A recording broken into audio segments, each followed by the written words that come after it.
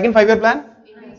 Industry. This means public sector will also exist and private will also exist. All our resources are, shifted towards that.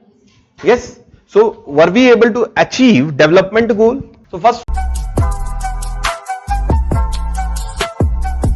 industries, who will develop? PSU. Now you are able to understand mixed economy. Mixed means public sector will also exist and private will also exist. Public sector will exist in which sectors? Strategic, important, long-term importance. Because private will not pitch in into them. But private will also exist in non-strategic, like banking, insurance. Second 5-year plan we shifted. But what happened in third 5-year plan? We achieved the goals. What happened in 1962? All our resources are, shifted towards that.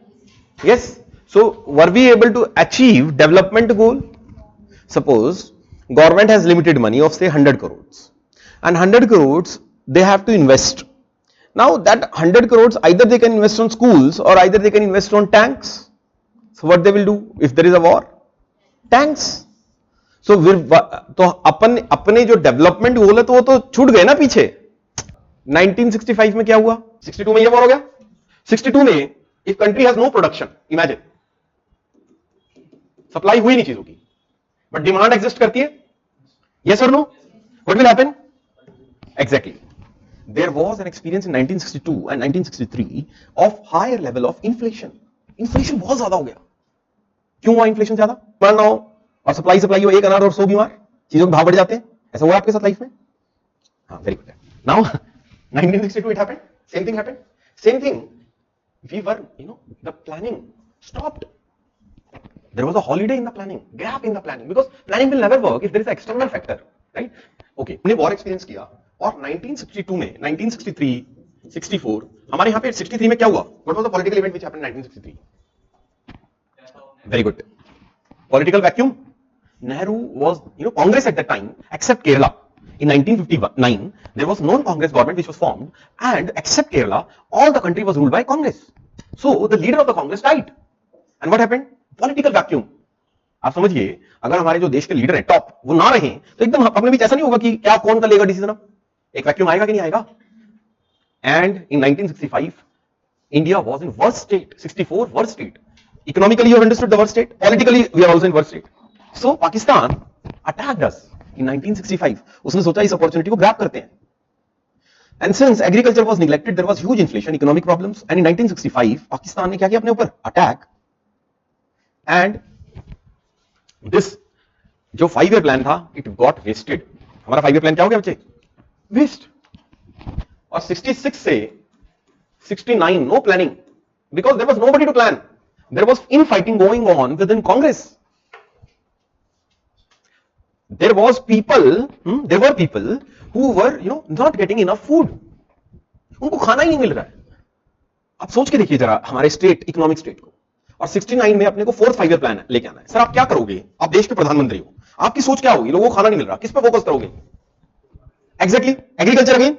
But agriculture अपन पुराने वाले तरीके से तो नहीं कर सकते हैं. तो इस समय हमने स्टार्ट किया green revolution. Are you getting my point? और आपको एक बड़े मजे की बात बताता हूं. 1966 में कौन आया था देश का प्रधानमंत्री? Very good. और उन्होंने क्या नारा दिया था?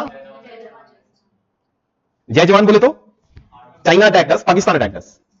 Defence modernisation. और जय किसान बोले तो फूड सफिशिएंसी. He died. उनका यही नारा. Indira Gandhi when she was selected she focused on 1969 to 1974. आपको बड़ा इंपॉर्टेंट एरा है ये इंदिरा गांधी वाला. Not just from presence point of view, not just from economics point of view, but from polity point of view as well. She was not powerful politically. She was not powerful initially when she came. Initially, but उनको power gain करनी है. आप तो what she will do? जब अपने को power gain करनी है तो अपन क्या करेंगे? अपीजमेंट नहीं करेंगे. क्या करेंगे? ऐसा काम करेंगे ना जिससे लोगों को एकदम पीपल आर हमसे बहुत खुश हो जाए. अपन ऐसा काम करेंगे ना कुछ, या नहीं? क्या बोलते हो? मान लो अपन अगर पॉपुलर नहीं है, पॉपुलिस्ट पॉलिसीज लेके आएंगे ना पॉपुलर होने के लिए. तो what she did? She nationalised insurance. She nationalised banks as well as insurance companies. Banks कब नेशनलाइज किया? 1969 बैंक्स. और 1971 में उन्होंने क्या कर दिया? इंश्योरेंस. क्यों? क्या लॉजिक है? Why banks and insurance companies were nationalized? Sir आप बताओ. Tell me. एग्जैक्टली नेशनलाइज होने से क्या होगा? प्राइवेटाइज्ड। तो we were nationalisation is the feature of which economy? Capitalist economy, socialist economy? Exactly. तो till Indira Gandhi India was mixed economy, but our tilt towards socialism कब increase हो गया? After 1969। Economics involve optimum utilisation of resources. इसको समझाता हूं मैं, ठीक है? इसको समझाने की कोशिश करता हूं मैं अपने इसी एग्जांपल से। इंदिरा गांधी जब आई, she wanted to be populist in nature. Populism इसका मतलब क्या होता है? Appeasement of common public. छोटा बच्चा ने कहा मुझे ओरियो बिस्कुट खाना है, चाहे कितना ही अनहेल्दी है, बट खिलाना पड़ेगा उसको। When I talk about optimum utilization, there are two ways. One is socialist, other is government wanted कि resources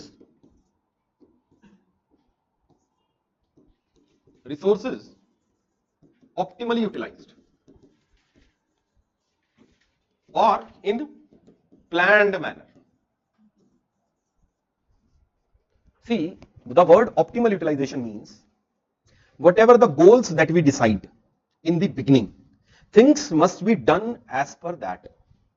So when I'm talking about when we had planning commission in 1950, उसके goal क्या थे? जेम्स, growth, equity, modernisation and self reliance. They had such goals, so all the resources should create gems. So resources are not optimally utilized.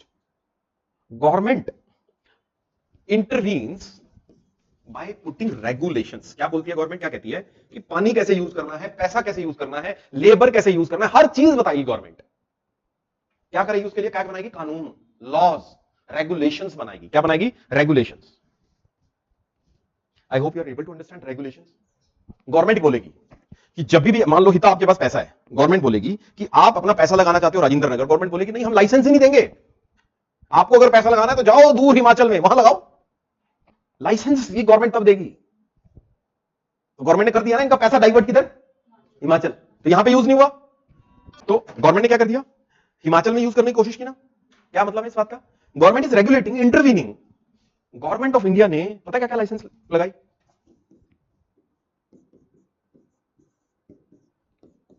उन्होंने inspector appoint किए। जो government के rules हैं उनको चेक करने के लिए, whether such rules you are following or not, कौन चेक करेगा? कौन चेक करेगा?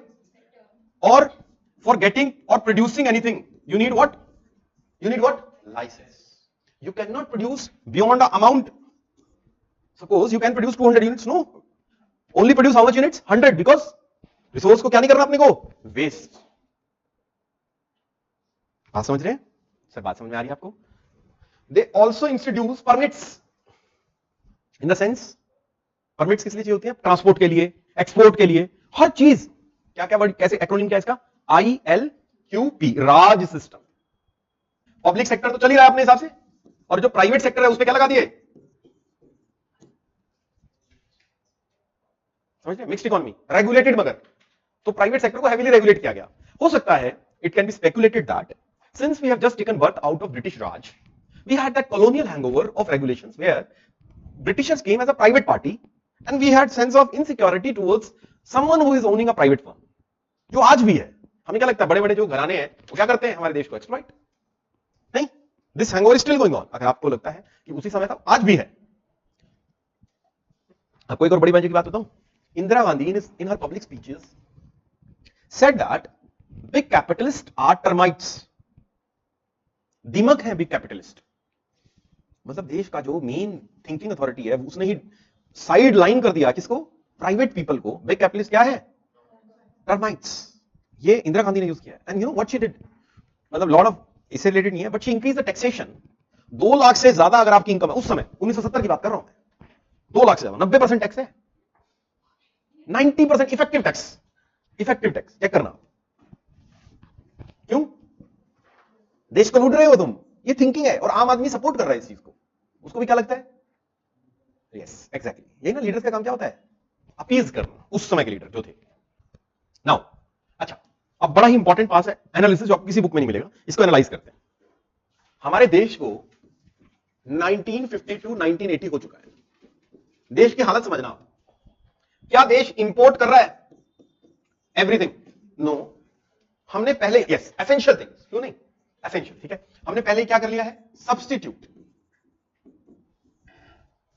क्या हमारा देश एक्सपोर्ट कर रहा है?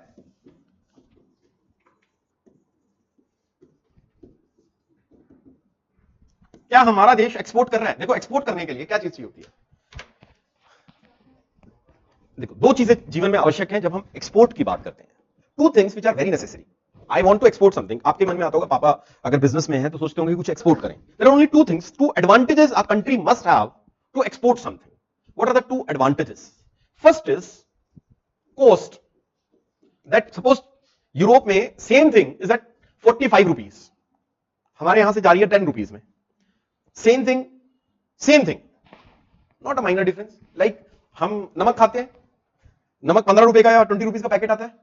सपोज यूरोप से नमक आने लगे 5 रुपए का, हम कौन सा नमक प्रेफर करेंगे? देश का नमक खाया है, कौन से वाला? 5 रुपए। People are not, when it comes to economics nobody is patriotic. याद रखना ये बात, पेट्रियोटिज्म वहां पे चला जाता है अगर आप सोच रहे हो तो 5 रुपए की चीज लेंगे ना अपन, ठीक है? या तो अपने पास कॉस्ट एडवांटेज हो। जैसे मैं कॉस्ट एडवांटेज की बात करूं तो चाइना के आज के टाइम में किसके पास कॉस्ट एडवांटेज है? दिवाली आएगी, आने वाली है, नवंबर में आती है ना, 10 तारीख की दिवाली, शायद 12 की है, अच्छा ब्रेक है पूरा, ठीक है, दिवाली वीक है ना। अपने घर में साज सज्जा करोगे आप, सजाओगे घर को, जो लाइटिंग्स आती है वो किधर से आती है? चाइनीज। क्यों हम चाइनीज लेते हैं उस दिन? एग्जैक्टली जो गणेश भगवान, लक्ष्मी माता, जो वो सिरामिक के मॉन्यूमेंट्स भी आते हैं वो कहां से आते हैं? चाइना। क्यों? हमारे भगवान कौन बना रहा है? कौन? And why we are buying it? We love Chinese. Hindi Chinese भाई भाई सस्ता है। अब बात समझिए इसको। और कुछ लोग उस समय आर्ग्यूमेंट कर रहे होते हैं डिस्कार्ड और boycott Chinese product. We are not boycotting, we are not able to boycott. वो आदमी वीवो पे बात कर रहा है और कह रहा है कि चाइनीज बॉयकॉट करो, और छोटा मोटा कोई 20 रुपए की या 40 रुपए की चीज जला दी आग में और सिंबॉलिकली हमने कर दिया। I am not arguing that हमें अनएसेंशियल और नॉन एसेंशियल चीजें चाइना से बायकॉट करनी चाहिए, but we are dependent on China as of today. Lot of hardware products which are making our software industry cheap is coming from China. I am not saying China को हमें हमें China के ऊपर dependent रहना चाहिए। Yes we need to create indigenous products in India, but as of now reality is such. ठीक, export के लिए अपने पास कॉस्ट एडवांटेज होगी इंडिया में। When a country has a cost advantage, exactly. तो इंडिया को देखो आप 30 साल, कब से 50s to 1980s, क्या हमारे यहां पे चीजें मास प्रोड्यूस हो रही है या कुछ नई टेक्नोलॉजी आ रही है क्या अपने यहां पे? कब आती है नई टेक्नोलॉजी? जब प्राइवेट सेक्टर फ्री हो। प्राइवेट सेक्टर के ऊपर आपने क्या लगाया हुआ है? तो कैसे आएगी नई टेक्नोलॉजी जिससे चीज सस्ती बनेगी? बनेगी क्या? क्या करें फिर? हमारी एडवांटेज गई नहीं। समझो मेरी बात, मैं ये कह रहा हूं, I am trying to explain Indian economy कि पोस्ट 33 डेकेड्स हमारे पास इंपोर्ट नहीं होंगे। ओनली हम क्या कर रहे हैं पहले से ही? Which products? Only essential. What about exports? We can export on two basis. Either we are producing the world cheapest thing और we have the world best brand. Brand is developed on the basis of quality. I hope many of you love Apple products. Apple products? Why? क्यों love करते हो भाई Apple products? Brand नहीं है, brand एक नाम है। ब्रांड इज बिकॉज हमारी कंट्री क्वालिटी कब बनाती है? जब वहां पे प्राइवेट एंटरप्राइजेस फ्री हो, आदमी का माइंड, उसको इंसेंटिव मिले जब वो कुछ नया प्रोड्यूस करे। तो ना तो हमारे पास क्वालिटी है जी, ना हमारे पास कॉस्ट की एडवांटेज है, तो हमारी कंट्री एक्सपोर्ट करेगी तो क्या होगा? मेरे को ये बताओ बच्चों, अगर एक कंट्री सिर्फ इंपोर्ट करती है, एक्सपोर्ट नहीं करती है, what will happen? Very good. देखो मैं इंपोर्ट करने के लिए इंडियन रुपी तो दे नहीं सकता अमेरिका को, दुबई को और यूएई को, सऊदी अरेबिया को और ओपेक कंट्रीज को। ऑयल तो मेरे को करना ही है, तो उनको डॉलर देने पड़ेंगे। लेकिन डॉलर कहां से आएंगे? क्योंकि मैं एक्सपोर्ट नहीं करता हूं। अरे क्राइसिस हो गया कंट्री में, यस और नो? तो what will happen in 1991? Crisis. What was the crisis? Because the country does not have enough reserves, enough money to import. नहीं समझा मेरी बात? मैडम आई समझ में? इधर आई। मैं ये कह रहा हूं अपनी कंट्री की हालत कैसी है आपने देखी, अपने आप जवाब देना कि ना तो उस कंट्री के पास एक्सपोर्ट है, एक्सपोर्ट करने से पैसा आता बाहर वाला फॉरेन करेंसी, और सिर्फ इंपोर्ट है, इंपोर्ट करने से हमारी करेंसी। अब मेरे को आज तो मेरे पास इंपोर्ट करने के लिए पैसा है और एक्सपोर्ट करने के लिए पैसा नहीं है। आज एक्सपोर्ट से कोई पैसा नहीं आ रहा, कल को इंपोर्ट के लिए पैसा खत्म। और इंपोर्ट करना जरूरी है या नहीं है कंट्री को? ऑयल पे डिपेंडेंट है अपन। अगर देश में ऑयल नहीं आएगा, क्रूड ऑयल नहीं आएगा, तो यहां पे गाड़ियां चलनी बंद हो जाएगी, ट्रेन चलनी बंद हो जाएगी, एग्रीकल्चर प्रोडक्शन बंद हो जाएगा, क्योंकि ट्रैक्टर भी ऑयल पे चलता है भाई। What will happen? आपको इतनी बुरी हालत थी 1980 से जो क्राइसिस बनना स्टार्ट हुआ हमारा, 1991 में सिर्फ 14 दिन का, हमारे पास कितने दिन का, 14 दिन का गोल्ड था। उन्होंने रिकमेंड कर दिया है change in the planning process, ठीक है, change in the economic policy उन्होंने रिकमेंड किया है। और बहुत सारे जो वर्ल्ड के बिग बिग इकोनॉमिस्ट हैं उन्होंने कहा कि चेंज लाओ। कब? लेकिन हमारे यहां पे क्या चल रहा है, political crisis. Anti Congress wing बना काफी सारी पार्टियों को जोड़ के, जैसे अभी आज इंडिया बन रहा है ना एंटी बीजेपी विंग, उस समय एंटी कांग्रेस विंग बना था। चौधरी चरण सिंह, उसका अलायंस का नाम क्या था, जनता पार्टी। यस बिल्कुल ठीक है, जनता पार्टी, परफेक्ट, वेरी गुड। और उनकी डिसीजन मेकिंग पावर वीक है। हमें 1977 में इनपुट मिल चुका है कि इंडिया नीड्स टू चेंज, वरना क्राइसिस हो जाएगा आने वाले 10 साल में, ठीक है ना। लेकिन लोगों को अपनी पावर बचानी है।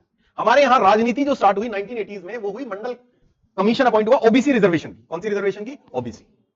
I'm not saying it was required, but it was required to appease the people. And who took the edge at this time? 1978 में चाइना ने अपने आप को क्या कर दिया, रिफॉर्म कर दिया।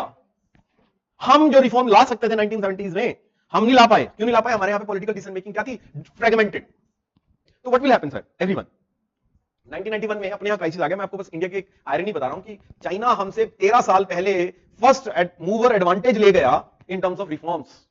हमें कितने साल लगे? 13 साल। Because why? We are a democracy.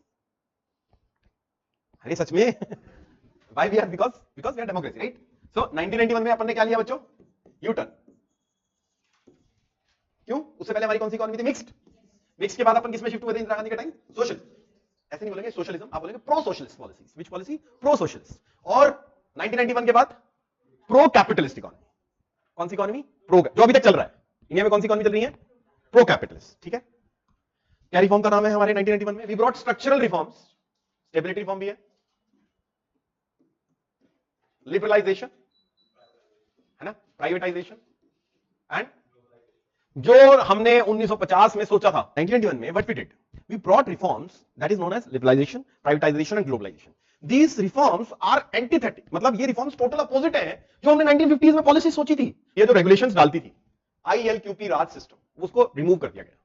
Liberal का मतलब है जो गवर्नमेंट ऑर्गेनाइजेशन को लाइसेंसिंग की जरूरत, जो प्राइवेट ऑर्गेनाइजेशन को लाइसेंसिंग की जरूरत पड़ती थी गवर्नमेंट को हर छोटी से छोटी चीज में, तो हमने क्या कर दिया, उनको सेल करना शुरू कर दिया 50% से ज्यादा, जो आज भी चल रहा है। शिपिंग कॉर्पोरेशन ऑफ इंडिया आज बेच रहे हैं हम, ONGC को आज प्राइवेटाइज कर रहे हैं, बहुत सारी government run PSU, even Indian railways को हम बेच रहे हैं ना। कोशिश है, यस वो है, जैसे ये है इंडियन एयर इंडिया, हमने कर दिया ना, टाटा को बेच दिया ना, परफेक्ट। What is globalisation? जो पहले हम शटडाउन करके बैठे थे, इंपोर्ट सब्स्टिट्यूशन करके बैठे थे, अब हम बाहर से, कैपिटल भी आएगी, बाहर से लोग भी आएंगे, पीपल भी आएंगे, कैपिटल भी आएगी, आइडियाज भी आएंगे, हर चीज हम अलाउ करेंगे बाहर से। कर रहे हैं ग्लोबलाइजेशन 1991 के बाद, फास्ट हो गया पीस, नहीं कर रहे बाहर से आइडियाज हम। देखो ना आपके यहाँ पे एंटरटेनमेंट देखो, चैनल्स देखो, ब्यूटी प्रोडक्ट्स देखो, क्लोथिंग ब्रांड्स देखो, आप शूज ब्रांड देखो, आप हर चीज बाहर से नहीं आ रही है, नहीं, गुच्ची और क्या क्या, पराडा और शनैल तो बच्चे बात समझ रहे हो? इट इज ऑल, कौन सा है हमारा देश? ग्लोबलाइज्ड।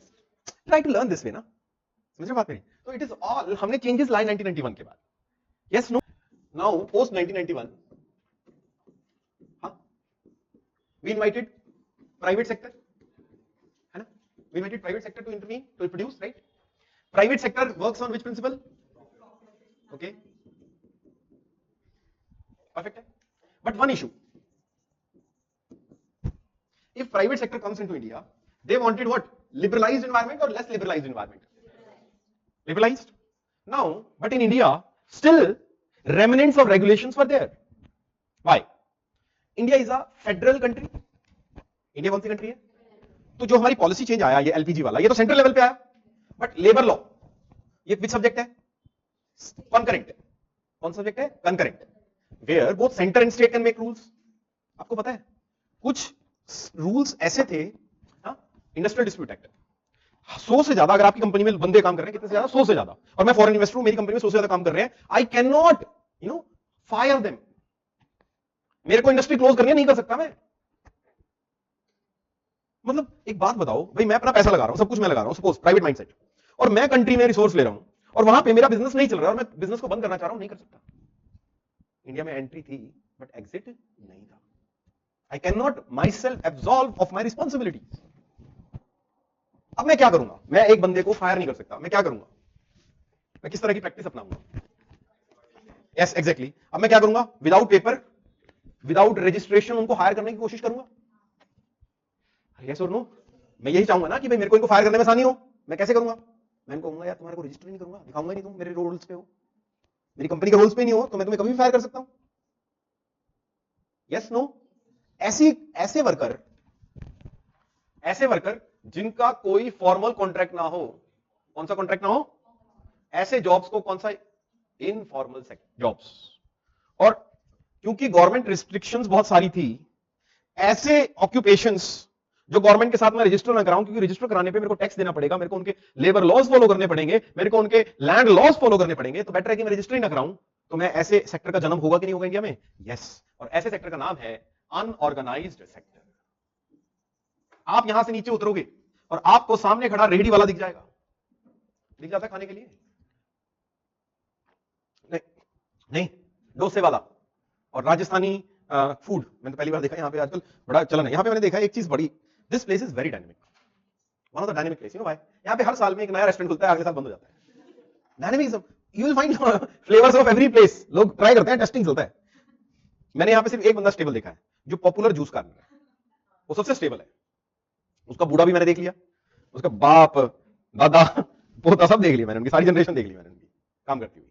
ठीक है, तो these are all people who are not registered with the government. Why? एक फूड वाला अगर गवर्नमेंट के साथ रजिस्टर करता है, उसको पता है कितने ड्रग्स कंट्रोल और कितनी रेगुलेशन फूड क्वालिटी की पता है इंडिया में? हमारे यहां फॉलो नहीं होती वो अलग बात है, बट रेगुलेशन है हमारे यहां पे, कौन फॉलो करना चाहता है? लेबर का रजिस्ट्रेशन कुछ नहीं है हमारे यहां पे। अगर आप ये डिफरेंस आपको शायद ना लगता हो, you feel that this is way of life, आपको लगता होगा यार यही तो तरीका है काम करने का, you just go to Europe, आपको समझ में आ जाएगा। वहां पे लोग, आपको पता है, अपने घर में कबाड़ हो जाता है, हम कबाड़ी को बुला लेते हैं, आजा भाई कबाड़ी ले जा। आपके घर में कोई कबर्ड है या कोई बास्केट है या कुछ सामान है लकड़ी का, कुछ भी अच्छा सामान है, अच्छा, लेकिन आपको पता है कि मेरे यूज का नहीं है, आप बेचते हो ना तो पैसे में, ये कबाड़ी वाला यहीं पे भोंपू लगा घूम रहा होता है गलियों में, है ना? वहां पे पता क्या होता है, बाहर रख देते हैं, यू नो भाई, कबाड़ी को, कबाड़ी है ही नहीं, कॉन्सेप्ट ही नहीं उधर, पैसा नहीं चाहिए, और किसी को बुला के हटवाएंगे वो लेबर चार्ज करेगा उसकी। माई सिस्टर टुक होम, मेरे जिया जी ने तो जो टाइल्स लगानी होती है ना घर के बाहर लॉन में, जिसपे से पेवमेंट बनती है और घर के अंदर एंट्री लेते हैं, उसका हिसाब लगाया, वो जितने की वो पेमेंट थी, मतलब जो प्राइस आ रहा था, लेबर उतनी थी, उन्होंने खुद ही सीख लिया इंटरनेट पे, यूट्यूब पे। मैं मजाक नहीं कर रहा, मैं आपको दिखा सकता हूँ यूट्यूब वीडियोस, मैं आपको लंदन की बात कर रहा हूँ, the labour is very costly. उन्होंने क्या करना है, कह रहा टाइल तो लगानी है, सीमेंट लेके आना है, उसको वो करना है, he is an engineer, intelligent आदमी तो सीख ही देता है भाई, पैसा बच रहा है, इंडियन तो वैसे पैसा बचाता है। मैं I am just trying to tell you, we just feel that this is how we things are done. तो अपने को लगता है यार इसमें तो कुछ नया नहीं, आपको शायद ये चीज एक्सक्लेमेटरी मार्क ना आ रहा हो आपके माइंड में, बट जब आप कंपेयर करते हो how things are done in other countries, then you will feel oh my God, हमारी चीजें इतनी ज्यादा सही हैं। दुबई में अगर आप जाते हो पेमेंट करनी है ना, वहां पे यूपीआई नहीं है, कैश है, कार्ड है।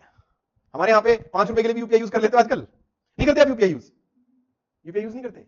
नहीं, क्या यूज करते? कैश सभी लोग। मेरे को ऐसा लगता है यूपीआई इज द मेन, नहीं कैश, कैश मेरे, तो all these things seems you know natural to us, comes common to us, but these things are not natural और way of life in US और other countries. I am not saying they are superior, I am just saying the difference. तो मैंने दो words use किए बच्चों, informal, formal means contractual, which are based on desired, registered with the government, registered with the employer, employer is registered with the government. Unorganised कौन सी हो गई? Which are not at all, the sector entirely is not registered with the government. Getting my point? दोनों कुछ हद तक same है। Informal jobs can exist in organised sector. Suppose TCS एक कंपनी है, कौन सी कंपनी? ऑर्गेनाइज्ड है या अनऑर्गेनाइज्ड है? बट टीसीएस के मालिक का जो ड्राइवर होगा, उनके कंपनी में जो लोग चाय पिला रहे होंगे, पोछा मार रहे होंगे, वो फॉर्मल है या इनफॉर्मल जॉब्स है? इनफॉर्मल। मेरा पॉइंट बहुत अच्छे से क्लियर हो गया आपको। इनफॉर्मल जॉब्स, जो जॉब्स के ऊपर आपको कोई, मेरे पास कोई कंपनी में काम करने आया, मैंने उसको कोई लिख के नहीं दिया कि कितने दिन की जॉब है, सैलरी क्या है, तेरा पीएफ क्या कटेगा, तेरी पेंशन क्या मिलेगी आफ्टर रिटायरमेंट, ग्रेचुइटी क्या मिलेगी, तेरे को कुछ नहीं है। आया, कल को काम करेगा नहीं करेगा मेरे को फर्क नहीं पड़ता। कौन सी जॉब्स है वो? इनफॉर्मल। अनऑर्गेनाइज्ड सेक्टर कौन सा हो गया? जो गवर्नमेंट के साथ रजिस्टर ही नहीं है। फल वाला रजिस्टर है गवर्नमेंट के साथ, स्टेशनरी वाले जितने भी हैं, ये जो फूड वेंडर्स हैं यहां पे जितने भी हैं, रजिस्टर है गवर्नमेंट के साथ? नहीं है। ये कौन सी इकोनॉमी हुई? Unorganised sector. ये नेगेटिव हो गया। इससे नुकसान क्या है? मतलब ये दोनों चीज इंक्रीज हुई, इसका नुकसान क्या बच्चों? ओहो, what is the problem that it created in India? Exploitation. बच्चों याद रखना, ये लोग इतने प्रोडक्टिव नहीं होते हैं। काम किया तो किया, आप किसी कंपनी में काम करते हो ऑर्गेनाइज सेक्टर में, 12 घंटे का मतलब 12 घंटे है, बट यहां पे शटर गिराया बंद दूंगा। No need to take skill, no need to improve yourself, resources, time, they don't effectively utilise, they have no skills, यहां पे काम कर रहे हैं। They don't produce in mass, which reduces the cost, optimum utilization of resources. Unorganised sector में जो बंदा काम कर रहा है मास नहीं, क्या बोलते हो? Exactly, that is why it is not considered to be the, अगर हम इकोनॉमिक प्रोडक्टिविटी के पॉइंट ऑफ व्यू से देखें तो क्या अनऑर्गेनाइज सेक्टर क्या नहीं कर पाता है? यूटिलाइज रिसोर्सेज को इफेक्टिवली, एफिशिएंटली। पॉइंट समझ में आया पक्का से? नहीं। अनऑर्गेनाइज सेक्टर कौन सा होता है मेरे को बताओ। एक सेकंड, एक लंबा गहरा सांस लेते हैं और हम फिर से क्लास में फोकस करते हैं, ठीक है?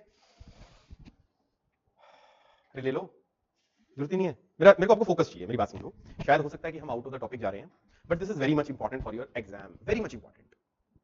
अनऑर्गेनाइज सेक्टर क्या होता है? ऐसा सेक्टर जो गवर्नमेंट के साथ रजिस्टर्ड नहीं है। इनफॉर्मल जॉब्स कौन सी होती हैं? जो एम्प्लॉयर के साथ रजिस्टर्ड नहीं है, और employer is also not registering those people with the government.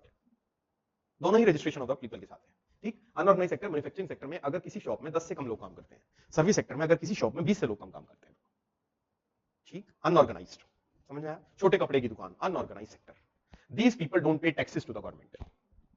Number one, these people don't motivate and train their employees. Number two, these people do not effectively utilize the resources given by the environment to them, whether it is time, whether it is people, whether it is money. Yes or no? Yes. That is why they are not considered preferable by the government, by the people. ना तो वो employee, और long term में these guys not able to innovate. Mahindra and Mahindra अपने आप को कितना innovate कर रही है, बड़ी कंपनी है, देख रहे हो आप डिजाइन महिंद्रा के, थार आई छोटे वाली, वो जिप्सी वाली, फिर उन्होंने उसका रूबीकॉन का डिजाइन कॉपी कर दिया, इनोवेट कर रहे हैं।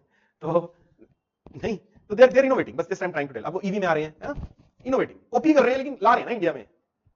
दे are in small towns, very small town, बहुत छोटा टाउन है, बहुत छोटा टाउन है, वहां पे ऐसे लोग एग्जिस्ट करते हैं जो पैसा कमा रहे हैं, बिकॉज उनको गवर्नमेंट रेगुलेशन फॉलो नहीं करनी।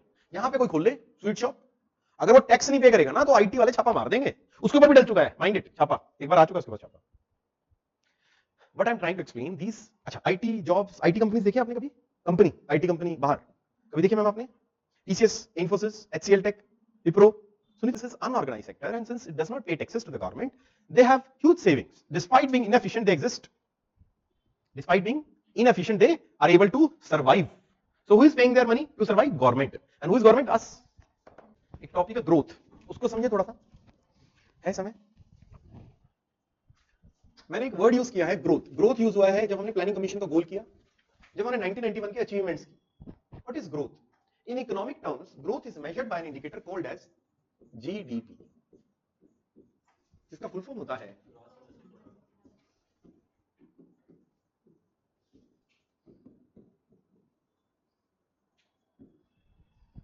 फाइन। ग्रोथ डोमेस्टिक प्रोडक्ट कुछ नहीं है, जो नॉन इकोनॉमिक्स बैकग्राउंड के लिए बहुत ईजी बात है।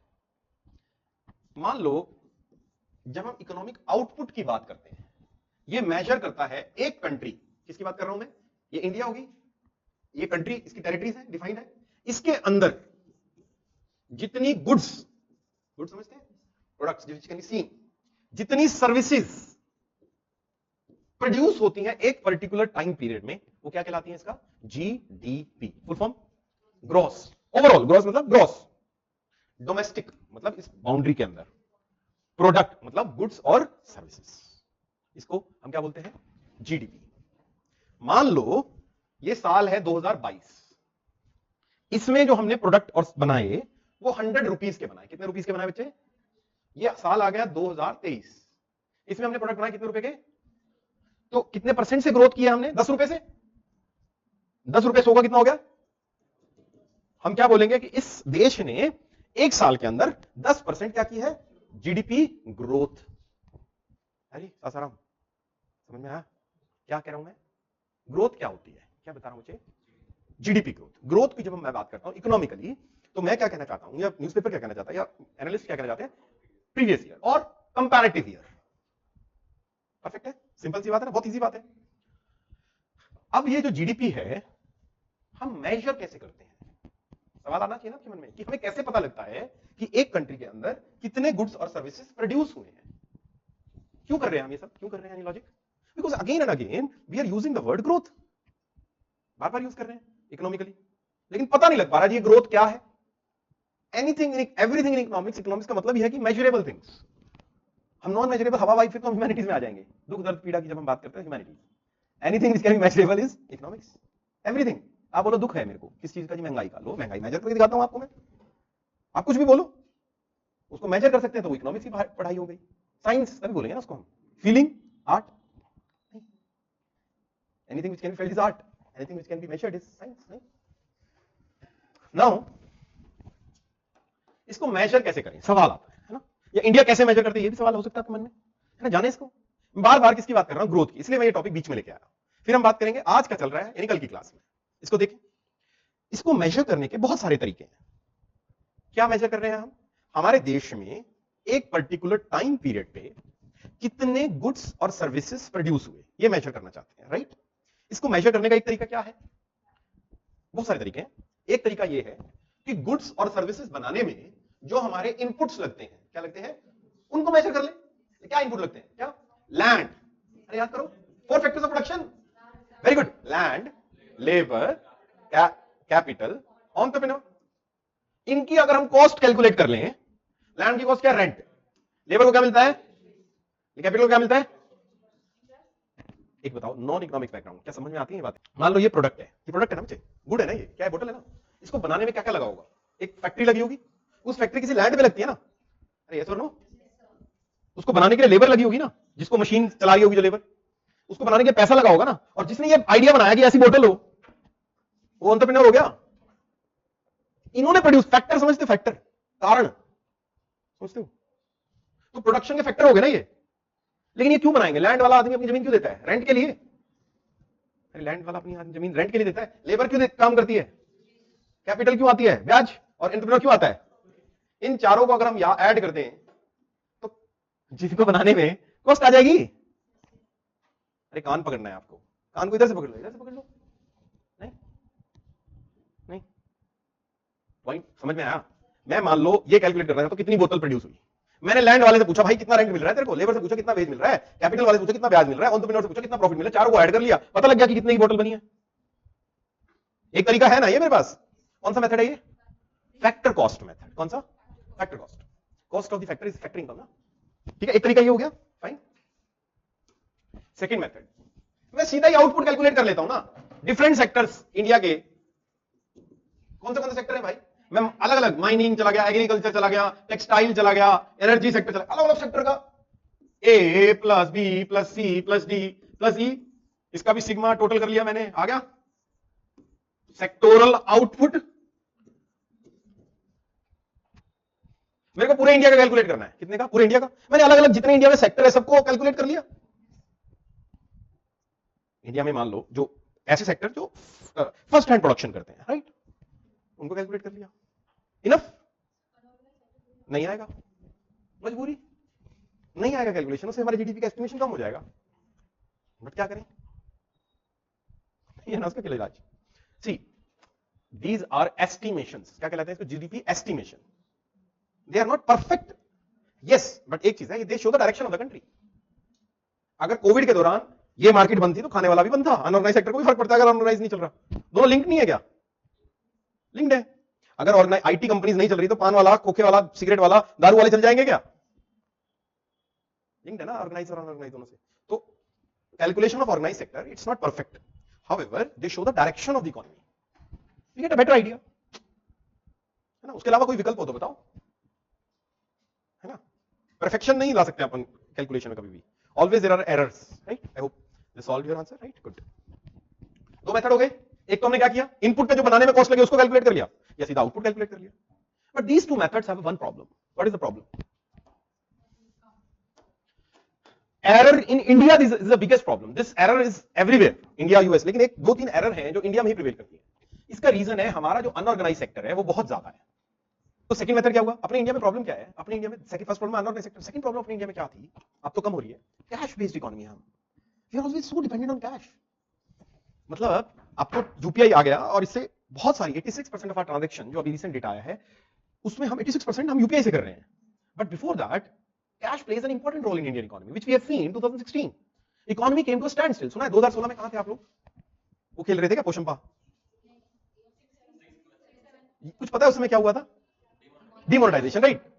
डिमोनेटाइजेशन सुना होगा बच्चे आपने, उसमें गवर्नमेंट ने एकदम 500 के नोट बंद कर दिए थे, है ना, नॉट अलाउड, देवर उसका क्या बोलते हैं लीगल टेंडर मना कर दिया था, राइट। अरे वाह, लीगल टेंडर पढ़ा हुआ आपने, नहीं, इन बच्चों की बात कर रहा हूँ। अच्छा, परफेक्ट परफेक्ट परफेक्ट, इनको बात हुई इनसे। अब क्या हुआ कि उससे क्या हुआ कि जो लोकल पटरे वाले थे, लाइक जब आप किसी बस स्टैंड पे जाते हो, लाइक मेट्रो जाते हो आप, उसके नीचे जो ठेले वाले होते हैं, बुक बेच रहे हैं जो, और जो खाने का सामान बेच रहे हैं, उनके पास यूपीआई नहीं था उस समय, है ना। इमेजिन करो कि उनको जो पेमेंट करनी है, लोग उनको पेमेंट करने से कतरा रहे हैं, क्योंकि कैश के लोगों के पास भी कमी है। अब बात समझ रहे हैं? तो उन लोगों का क्या होगा? And that is which sector, organised और अनऑर्गेनाइज? अनऑर्गेनाइज सेक्टर अपना बंद हो गया था, which contributed which led to the dip in GDP as well, क्योंकि अनऑर्गेनाइज सेक्टर ऑर्गेनाइज को फीड करता है। अरे यही लोग तो डिमांड करते हैं ना कॉलगेट की, यही लोग तो डिमांड करते हैं ना गाड़ियों की, या छोटे जो एफएमसीजी प्रोडक्ट्स हैं, ये लोगों की भी तो डिमांड है, एक छोटी स्मॉल ही हो लेकिन है तो, राशन की, हर चीज के एफएमसीजी प्रोडक्ट्स की। तो अपने इंडिया में ये दोनों मेथड इतना ज्यादा रोल प्ले नहीं करते हैं। एक तीसरा मेथड है, देखो तीनों मेथड सेम रिजल्ट देने चाहिए थ्योरेटिकली। चीज को बनाने में जो खर्चा आया, कौन सा मेथड है वो? Factor income method. कौन सा मेथड? फैक्टर कॉस्ट या फैक्टर इनकम मेथड। चीज को कैलकुलेट कर लो, कौन सा मेथड है? Output method. अगर इस चीज के ऊपर खर्चा होने वाला मेथड, खर्चा कितना किया जा रहा है, अगर मैं वो कैलकुलेट कर लूं सभी सही, कितना खर्चा किया आपने, कितना खर्चा किया, कितना खर्चा किया, कितना खर्चा किया, कितना खर्चा किया, क्या खर्चा किस पे किया होगा आपने?